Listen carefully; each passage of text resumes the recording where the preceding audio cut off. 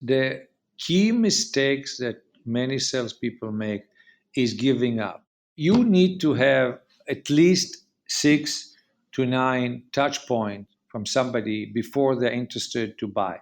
What many people don't appreciate, people like to buy from friends.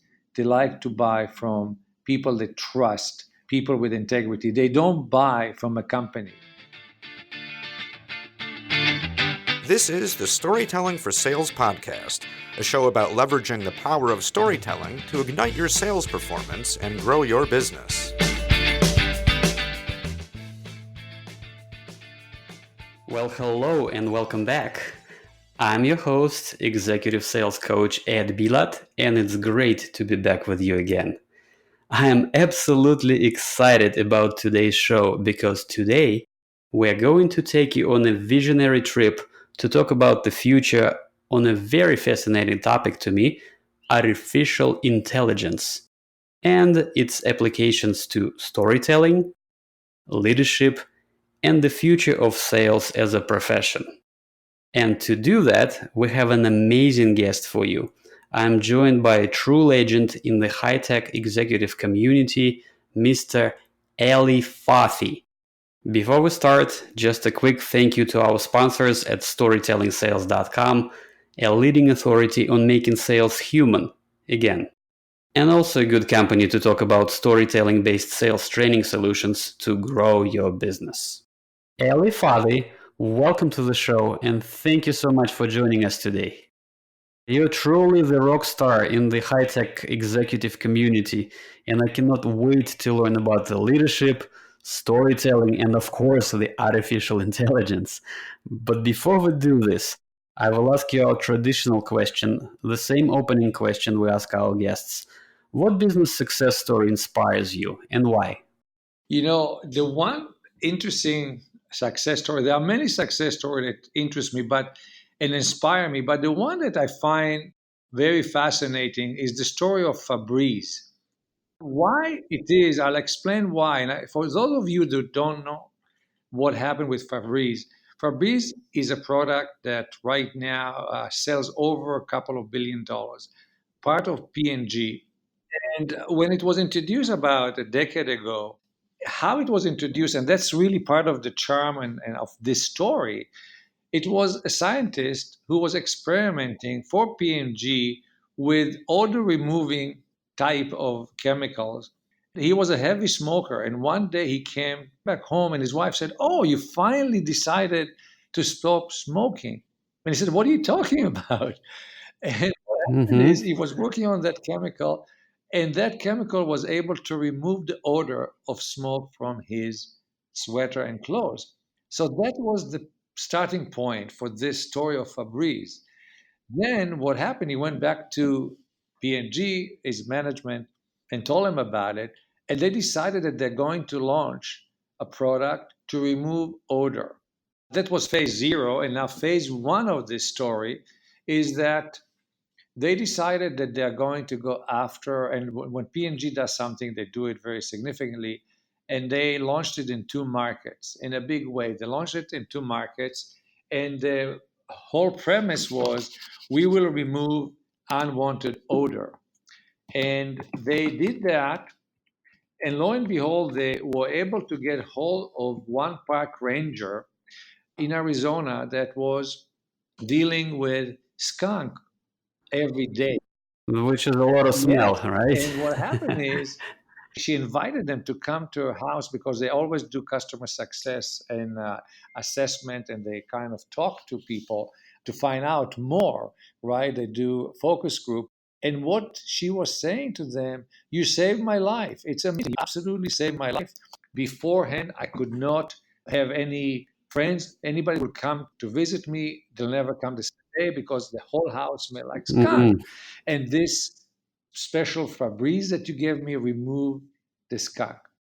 So part of phase one, they realized that after they're selling, actually the sales dropped off significantly. And again, the tradition of P&G, they well, we have to study what's going on. We thought that they love it. So they did another market Mhm. research. And what they realized that actually she threw them off in the sense that removing the noise for people that are actually in the noise, if you are a chain smoker or if you are dealing with fish the whole day, you become nose blind. You don't smell it.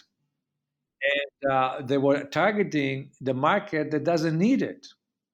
So when they look at the study, they realize that they saw one woman, and again, they invited, she agreed to come to let them interview her. And when they interviewed her, they realized that she used Febreze at the end after she did all the chores to say the house is clean. So they've added a nice smell, perfume to the can. And now, rather than looking at as removing the smell, they actually added the smell. It removed bad odor, but it gave a fresh smell. Which is Right? the When you opposite, finish right? cleaning the house, when you finish some chores in the house, you show it by spraying a nice clean smell. And of course, the sales exploded. I think by year one, they Huh. sold 200 million. And why this is fascinating? Because number one, you see how it got to there. It got to there by accident, and then how they remodified everything to accommodate the success and achieve such a massive success. So, for any company that is looking at growing, the fact that you have to realize that sometimes you have to zig and zag before you get to the right area. That's a great story, and what they did, it's completely the opposite of what you would expect, because if the purpose of the product is to remove the smell, why would you add another smell, right? No, this is wonderful. All right, so let's turn the spotlight back at you, and you're truly the rock star, Ellie, and I'm extremely humbled by you coming to the show. So you have founded and co-founded companies that employ over 400 people today. You're a very well-known serial entrepreneur with several successful exits, and not just one or two, with 6 successful companies. And actually, this morning I was thinking about you because the company you founded, the Fluid Corporation, right, which has grown from 2 people, small startup in Ottawa, in 2008 to a major international player with 10 of thousands paying customers from like what 50 countries. And I mean, with clients like Coca-Cola, Groupon, Starwood Hotels, MIT, Harvard, Intel. And what I learned that eventually it was acquired by SurveyMonkey, right? Yeah. And this morning we were using this software to analyze the feedback from our sales training sessions. So as of this morning, I was using your software, so That's which is wonderful. which Yeah. is wonderful. So you're 6 times high tech world champion who's extremely passionate about the growth and scaling. But how did you even get into this game of being a serial entrepreneur? It's another one of the stories that I did not intend to get into the business. I was really happy in what I was doing. I was a data engineer in a big organization, and I was extremely happy. But what I found, I was not challenged. I just was not challenged enough. Although I really enjoyed what I was doing, I felt that I was not challenged enough. And my first daughter was just born, and a week later, I left on a 3 months contract with my ex professor who had a consulting company, and I was basically the first employee. And that Hmm. was my first company, and I never looked back. So I was not really looking to be in the business world. I just kind of, you can say, fell into it because I was bored. And that's how I got into it. And once you get Oh, into it, the problem is, and this is for all the entrepreneurs, you cannot be a single entrepreneur. You're going to be a serial one because once you test the rush that entrepreneurship gives you, you never stop. huh. Yeah, very interesting. So, what was the first, like, a major challenge getting into this game for the first time? The key challenge when you look at being an entrepreneur and the key is that it's the risk. You are always an adrenaline flowing because when you work in a big company, you know that your paycheck arrives the end of the month. You know that you have stability and you don't have to worry about it. When you are in a startup, when you're in a small company, when you're an entrepreneur, there is no security. You have to work hard, and in many cases, in the startup that I had, you don't get paid at the initial stages. You wait until all of your employees get paid. You get paid when there is money, and until you become stable, you are really living a life of unknown of what will happen. So this is they give you a rush, but also give you a lot of worries. So, but it's really this is the fun thing about it. You never go to work any day without a lot of excitement, right? So that's really very to me it's very important because every day you do something else. Wow, that's such a profound advice to all of us entrepreneurs. So thank you.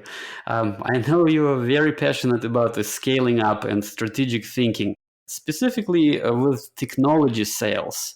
What are the most common mistakes salespeople make and how to avoid them?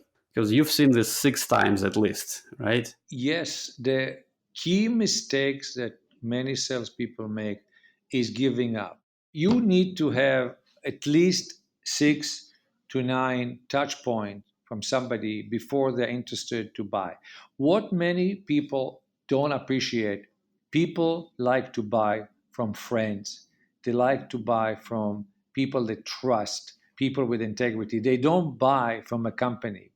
And anytime that somebody has the opportunity to buy from a friend, they are going to be a lot more attentive, a lot more accepting.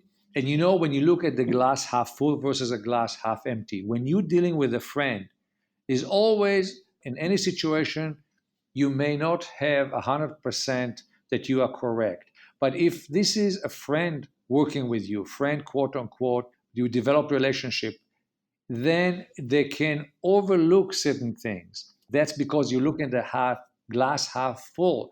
But if they are unknown to you, they are just vendor customer relationship, well, there is no relationship associated with that.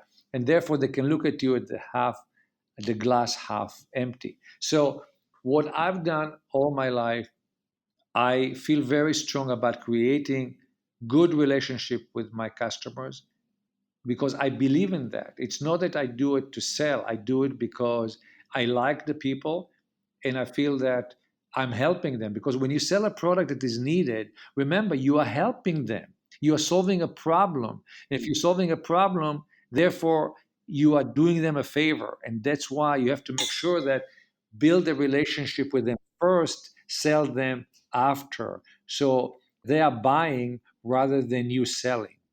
That's right, because you're solving the problem. Because we've heard it many times that people hate to be sold, but they love to buy. Exactly. Right. Well, do you have a short story, a favorite sales failure of yours we can share with our listeners? Absolutely. I actually have two blogs about that. The one, it's called, There's more than one story for sure. the one blog is called Dancing with an 800-pound Gorilla.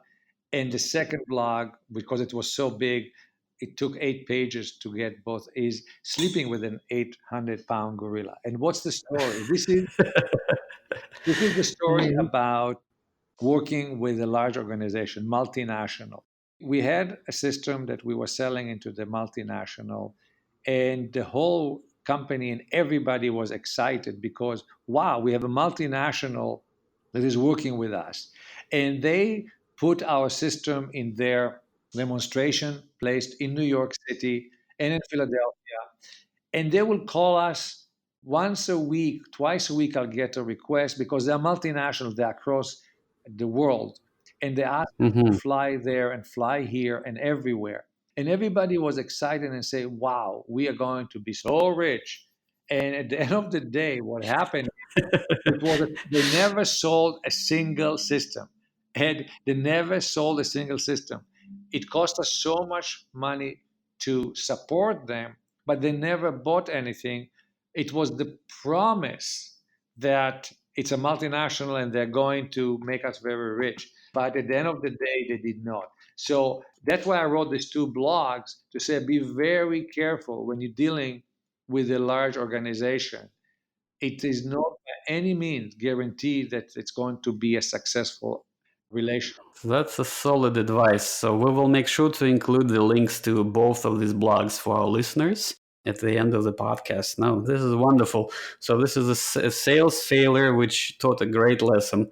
Don't get overexcited and make sure you stay strategic with your approach, right? Yes. Well, excellent.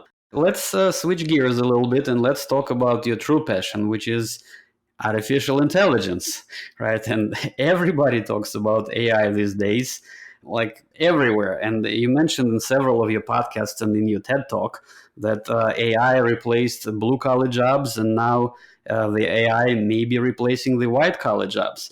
So the question is, like, is that a threat to us, to the salespeople? Will AI will replace sales guys? At the end of the day, we are seeing that AI is going to augment, at least until we reach singularity, where the machine and the human are going to be on the same level. And people are predicting that will be in, let's say, 40 to 50 years from now.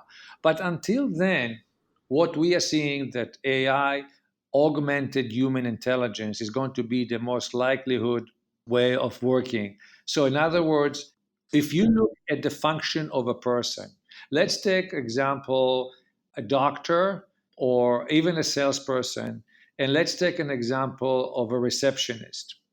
Okay, so what does a receptionist do? A receptionist or a tool booth operator, or take the parking lot attendant, right? The parking lot attendant, what do? They basically do a single task. They take your money, open the gate, and let you go. So that's a single task. Anything that is a single task is going to be Mm-hmm. in danger of being eliminated. But now let's take the salesperson. A salesperson has number of activities. They do research on the company. They call the company. They create the relationship with the company. They do a demo. They provide proposal. They negotiate, and then they receive the purchase Mm-hmm. order. So you have multiple tasks that they are doing. In this case, what you're going to see that AI is going to actually take away some of the difficult parts, Of the the sales and cycle. expensive part of Mhm. the sale, but will not remove the interaction with the human, or that relationship will not disappear, which apply the same thing to a doctor, to a nurse, and others. When you have 20 tasks, because everything that we do consists of multiple tasks, it's not a single thing. We talked about it. When it's a single thing, like parking lot attendant, that's a single task, or Mhm. receptionist, a single task, that is going to be impacted heavily. But when you have 20 tasks or 10 tasks, you won't lose everything. And the same thing will apply to the salespeople. We're going to see Hmm. some element that are going to be enhanced by the AI, obviously selecting better leads and so on. But the relationship with the customer, they cannot replace that. So the human to human connection will remain sacred. For sure, 100%. Okay, great, great. Well, that's all gives the hope to the entire sales community. But of course, as you mentioned, it's very important 6 or 7 touches before relationship starts, right? Like this is how the trust is being built, Yes. right? And this is where the true relationship starts.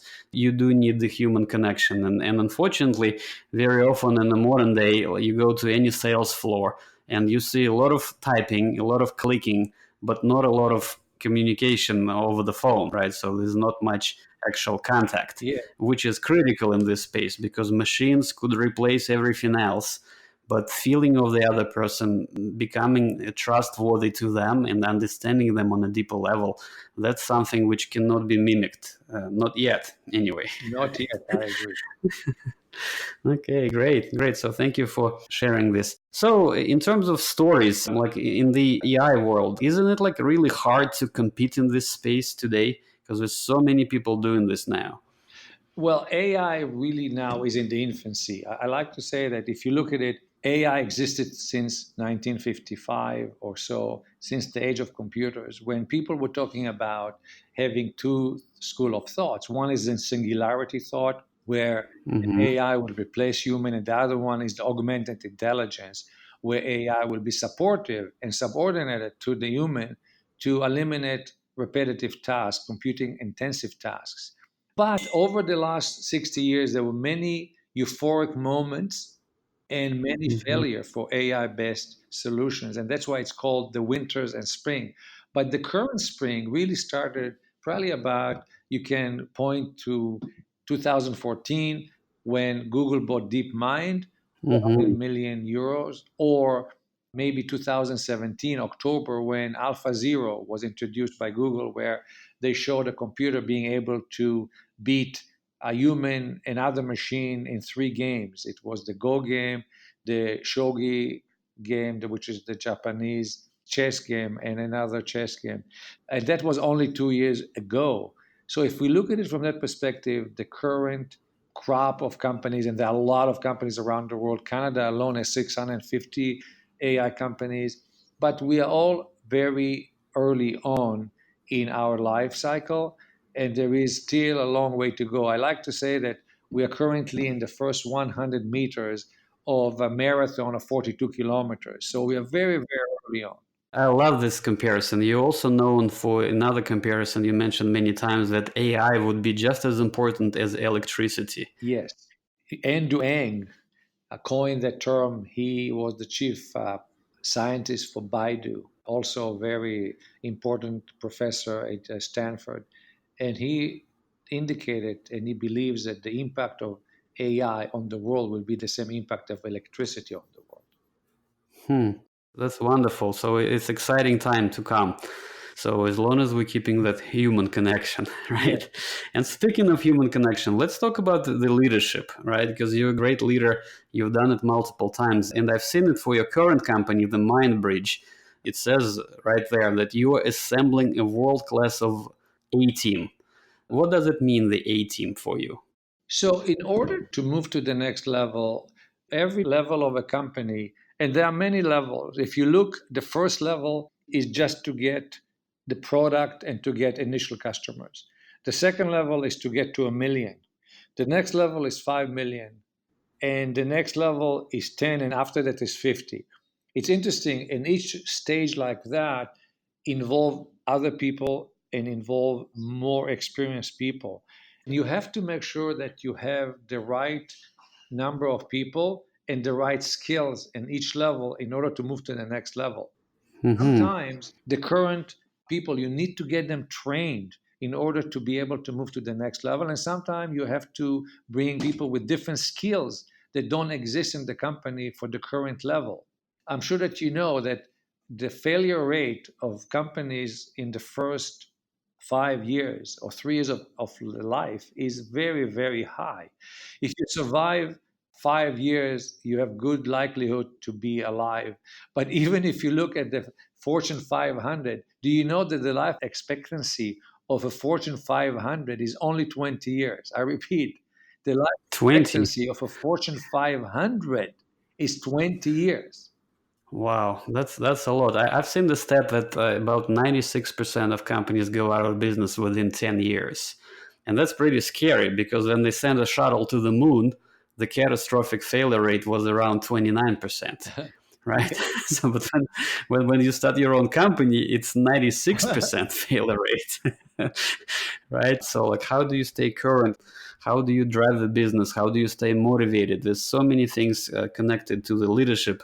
And I know that at MindBridge, you say that AMS stands for make a difference, right? So could you elaborate on Yeah. that? How did you come up with this? Well, after doing 7 companies, developed 10 mantras, and each letter in MindBridge has a significance. So M, our product is meant to make a difference. What is the difference? We want to clean the world, basically financial, all the fraud and errors that take in the financial, that exist in the financial system. So that's M, make a difference. I is integrity first, and is no micromanagement, and so on. Each of these letter in MindBridge has a meaning. D, disagree and commit.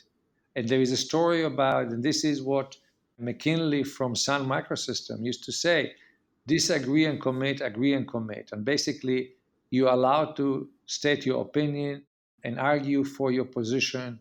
But at the end of the day, when there is a consensus, you agree and commit, or you disagree and commit, and you push forward as one team, and so on. So each letter has a meaning.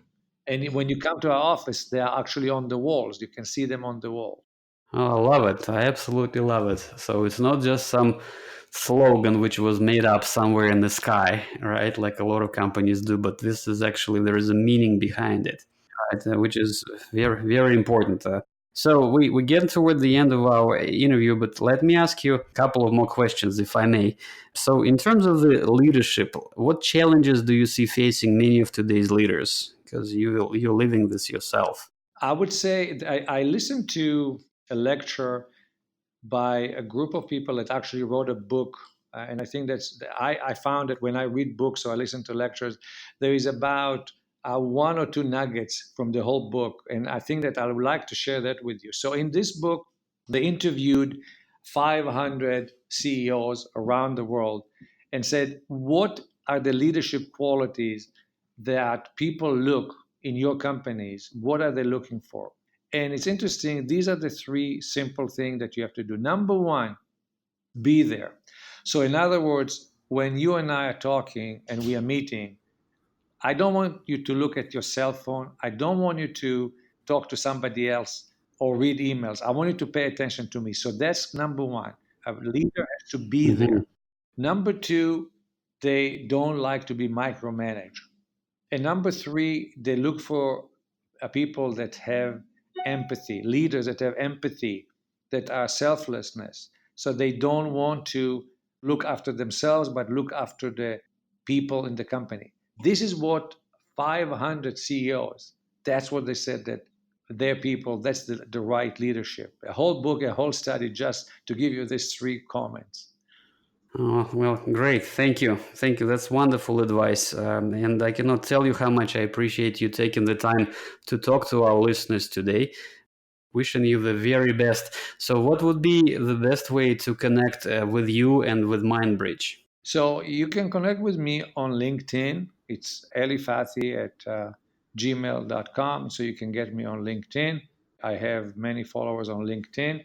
MindBridge.ai on the website. And we'll be happy to connect with anybody that needs some information or would like to talk to me. Okay, great. Wonderful. I'll make sure we'll include these two links and the links to your two blogs. So again, I'm really thrilled to have you on the show. Thank you so much for coming. It's been wonderful. So thank you, Eli. Thank you for inviting me.